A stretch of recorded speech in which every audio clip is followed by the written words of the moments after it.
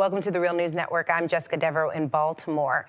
This week, peace negotiations between Israeli and Palestinian leaders took place, but they were shadowed by news of the Israeli government building settlements in the West Bank. Now, joining us to give us a perspective that you won't hear in the mainstream media is Shir Hever. Shir is an economist studying the Israeli occupation of the Palestinian territories for the Alternative Information Center. Thank you for joining us, Shir. Thank you for having me, Jessica.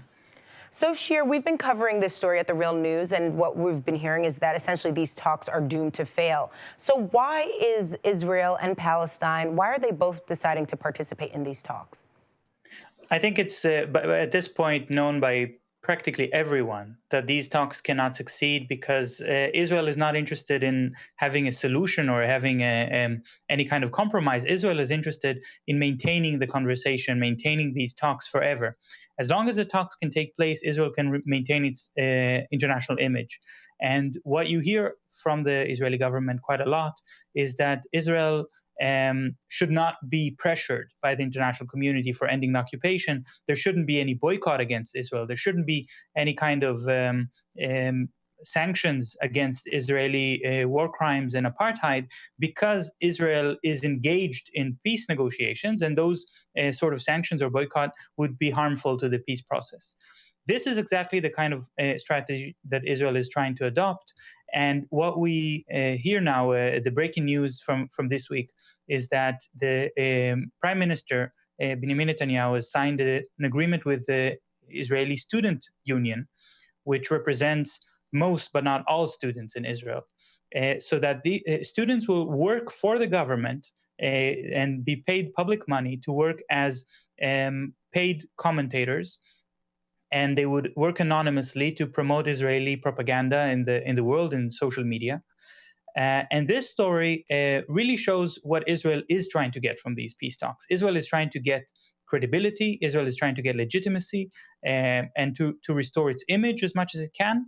But of course, they have no real interest in the substance. Now, you also ask, why are the Palestinians willing to negotiate? And that's maybe not a question that I am the best person qualified to answer. I think there's a lot of pressure on the Palestinian government in the West Bank of the Palestinian on Mahmoud Abbas to continue the negotiations. Mahmoud Abbas has had a very clear position that negotiations will not resume unless Israel freezes construction in the illegal colonies. And it's very clear that Israel does not freeze that construction. Okay, let's talk a little bit more about the construction. How is this even able to happen? I mean, if Israel knows it's going to be coming to the table to negotiate, how is this even possible? I think it's very clear when Israel is building these colonies in the area that is supposed to negotiate about, and that its future is not clear because this area might become part of the Palestinian state, then it's obvious that Israel is intentionally and directly sabotaging the negotiations. But I don't think that it's just because Netanyahu is doing two things at once and sabotaging the negotiations while trying to push for negotiations at the same time. Netanyahu honestly wants negotiations to happen. He doesn't want a Palestinian state. He doesn't want peace. He doesn't want an end of the occupation, but he wants negotiations. Negotiations themselves can fail because of the construction in the colonies. But the thing is that the Israeli government has built over the years sort of pockets of autonomy within its own government structure. There is a decentralization of decision-making processes, especially regarding the occupation and the colonies. In fact, no one in the Israeli government actually knows how much money is funneled into the colonies because of all these pockets that allow funds to be transferred based on decisions of low or mid-level clerks and officials who are appointed in order to promote right-wing agendas and to help subsidize the colonies, but to do so in a clandestine fashion. And this is a policy that is quite special to Israel. It's not very common in Western countries to have a sort of decentralized government model like this. And the best example, I think, was just in the very first days of the occupation during the war of 1967, the Six-Day War. Towards the end of that war, Israeli soldiers have occupied East Jerusalem, and they found the Wailing Wall, which is religious site which is holy to the Jewish religion. And they decided to demolish an entire Palestinian neighborhood that surrounded the wall. And in their journals, those soldiers wrote, "We decided not to ask the government for permission or for for instructions about what to do about this Palestinian neighborhood, because we didn't want the government to have a sort of written record of the decision to demolish the neighborhood. We understood that we were expected to demolish it, but it's best that these things are done unofficially." And that kind of ideology, that kind of method of operation signifies in many ways the way that Israel has occupied the Palestinian territories for the past 46 years. Okay, now let's talk about the United States, who is playing the role of mediator in all of this. What does the U.S. have to gain from participating and mediating these negotiations? Well, I don't think that the U.S. has much to gain from this, because I'm pretty sure that Senator Kerry, Barack Obama, they know, Secretary of State Kerry and Barack Obama, they know very well that these negotiations are going to fail because they're not willing to put any pressure on Israel, and they're not really mediators between the side. They're just supporting the Israeli side in a very clear way.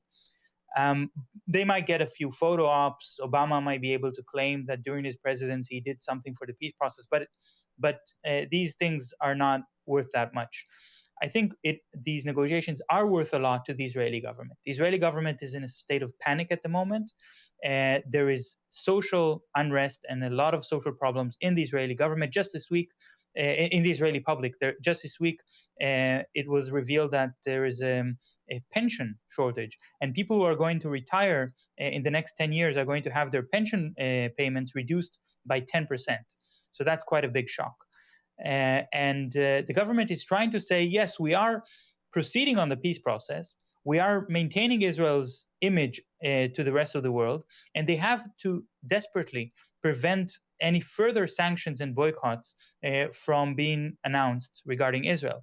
That is why Netanyahu uses all of his cards, all of his influence over the U.S. government to try to get these negotiations to resume, so to put pressure on the Palestinian government that will get them to agree to negotiations.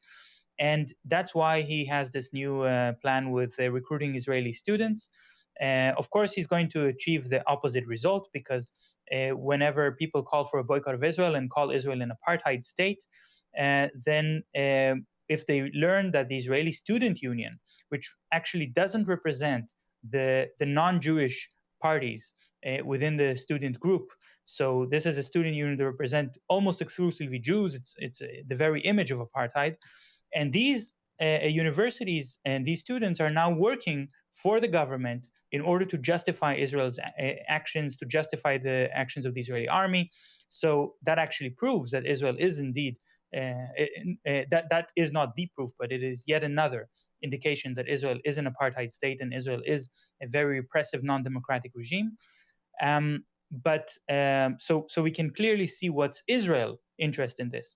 The thing is that when the Israeli government is so stressed and so worried about the public reaction in its own public and the international outcry about the occupation and other types of repressive policies that it adopts, there is a real risk that Israel will try to create a diversion by means of escalating conflict with its neighbors or attacking Iran.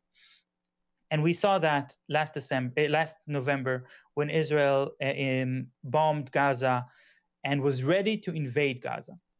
So Israel already called the reservist soldiers, about 80,000 soldiers were called, only 56,000 actually appeared for duty, and they were getting ready to invade Gaza on foot when President Morsi in Egypt, who was still in power in Egypt at the time, said that he could not see how the peace treaty between Israel and Egypt would hold if Israel invades Gaza on the ground.